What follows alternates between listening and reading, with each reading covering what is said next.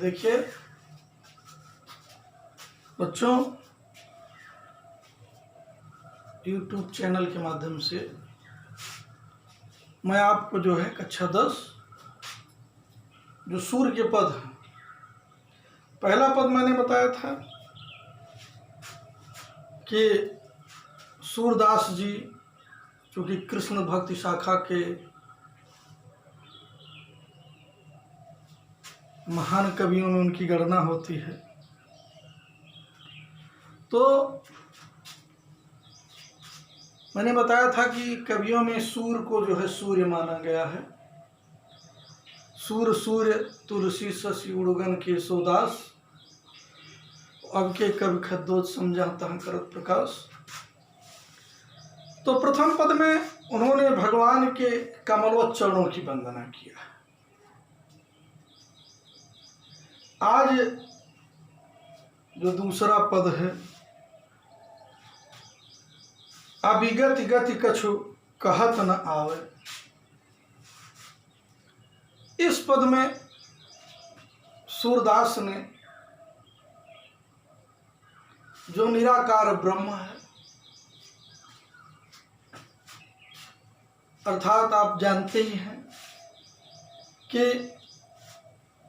कुछ कवियों ने भगवान के साकार रूप की भक्तों ने आराधना किया, तो कुछ ने निराकार। तो जो साकार अर्थात सगुण और निर्गुण ईश्वर के साकार स्वरूप को अंगीकार किया, तो कुछ ने निराकार स्वरूप को। जिस तरह से भक्ति शाखा दो रूप में सगुण और निर्गुण, और सगुण में राम भक्ति शाखा और कृष्ण भक्ति शाखा, तो निर्गुण में प्रेमाश्रय ज्ञानाश्रय, प्रेम को चुना तो कुछ लोगों ने ज्ञान को चुना। तो इसमें प्रस्तुत पद में वो जो पारब्रह्म परमेश्वर है, उसके निराकार रूप के बारे में, आराधना के बारे में, कि जैसे आप आगे बढ़ेंगे कि जब गोपिकाओं के पास कृष्ण के जो सखा थे उद्धव आए थे, तो गोपिकाओं के पास संदेश लेकर के आए थे कि आप लोग प्रभु श्री कृष्ण के निराकार अर्थात निर्गुण स्वरूप की जो है आराधना करिए। गोपिकाओं ने भी उनसे प्रश्न किया था, संदेह व्यक्त किया था कि निर्गुण कौन देश को वासी, अर्थात जिस निराकार पारब्रह्म के बारे में आप बात कर रहे हैं वो किस देश का वासी है। उसी तरह से एक मन में संशय है, एक प्रश्न है। उसी प्रश्न को सूरदास जी भी व्यक्त कर रहे हैं कि अभिगत गति कछु कहत न आवे, निराकार ब्रह्म के बारे में कुछ कहते नहीं बन रहा है। क्या कहा जाए, कैसे उसकी प्रार्थना किया जाए, कैसे उसको अंगीकार किया जाए, कैसे उसको अपनाया जाए, कैसे हृदय में बसाया जाए। अर्थात ये प्रश्न बन रहा है कि वो रास्ता कौन सा है, किस रास्ते को अपनाएं कि जिससे वो आ जाए। उस अभिगत गति, उस गति के बारे में कछु कहत न आवे, यानी कहते नहीं बन रहा है। अभिगत अर्थात जो अज्ञात और निराकार पारब्रह्म है, उसके गत के बारे में कुछ कहते नहीं बन रहा है। कह रहे हैं कि वही स्थिति है जो गूंगे मीठे फल का रस। जिस तरह से गूंगा व्यक्ति अंतर्गत ही भाव मीठे फल को खाता है, खाने के बाद जो एक आनंद की अनुभूति होती है, उस आनंद की अनुभूति तो स्वयं कर लेता है, लेकिन वो दूसरों के सामने उस आनंद का प्रकटीकरण नहीं कर पाता है। क्यों नहीं कर पाता? क्योंकि मूक, वो बोल नहीं सकता। ठीक उसी तरह से कहते हैं कि हृदय में तो उसके आनंद की अनुभूति कर लेता है अंतर्मन में, लेकिन परम स्वाद सब ही सुनिरंतर अमित तो सुख जावे। लेकिन उस स्वाद की जो आनंद मिलता है वो दूसरों के सामने नहीं प्रकट कर पाता है। अर्थात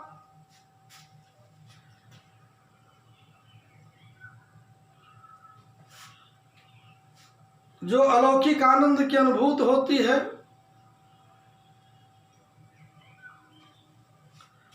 जो अपार आनंद की अनुभूति होती है,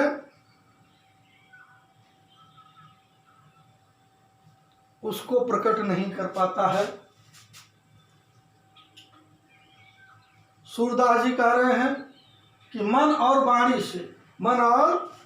से जो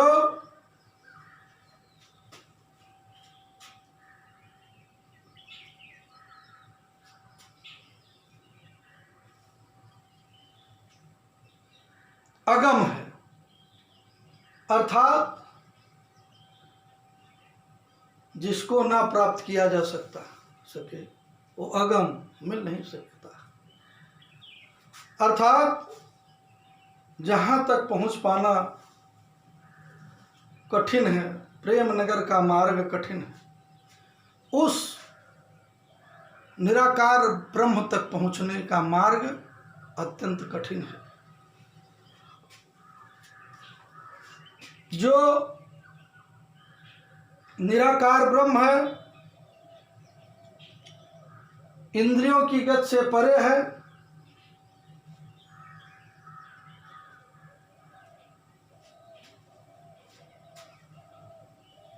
उसके आनंद की अनुभूति करने में असमर्थ हैं, जो एकदम से नहीं पहुंच सकते हैं, ऐसे निराकार ब्रह्म को जो जाने जो पावे, जो जानेगा वही पाएगा। अर्थात जो पाएगा वही जानेगा। अर्थात जिसका आत्मा और उस परमात्मा से मिलन हो गया है, उस आनंद की अनुभूति वही कर पाएगा, तीसरा नहीं कर पाएगा।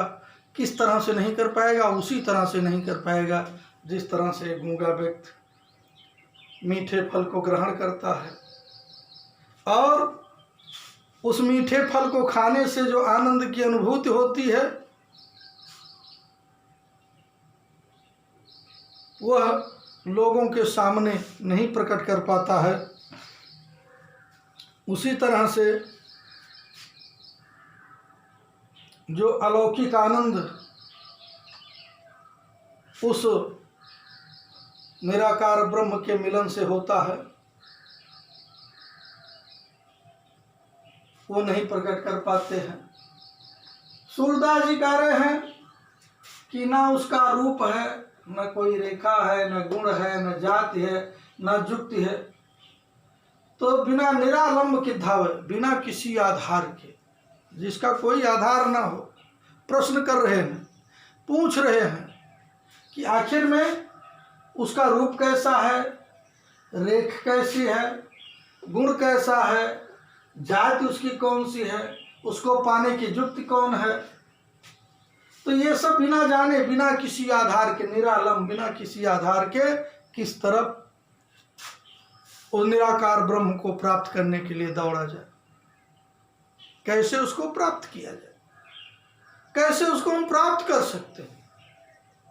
अर्थात उस परमात्मा का आत्मा से कैसे मिलन हो सकता है, जो निराकार है, जिसका कोई स्वरूप नहीं है, जिसको हम न देख सकते हैं, सिर्फ आनंद की अनुभूति हृदय में बैठा करके ही हम कर सकते हैं।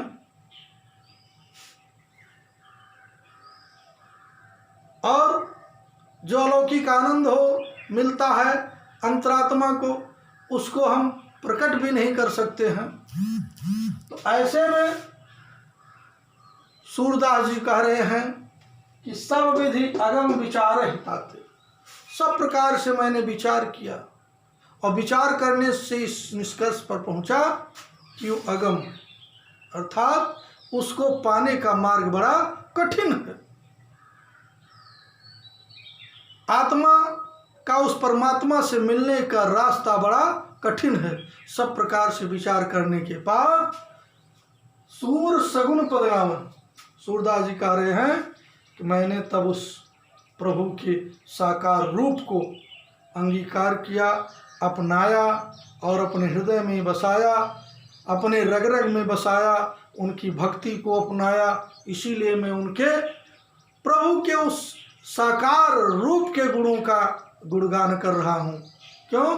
कि मैंने सब प्रकार से विचार कर लिया कि वो निराकार ब्रह्म के मिलने का मार्ग बड़ा ही कठिन है, अर्थात वह मार्ग बहुत दूर है, बड़ा कठिन है।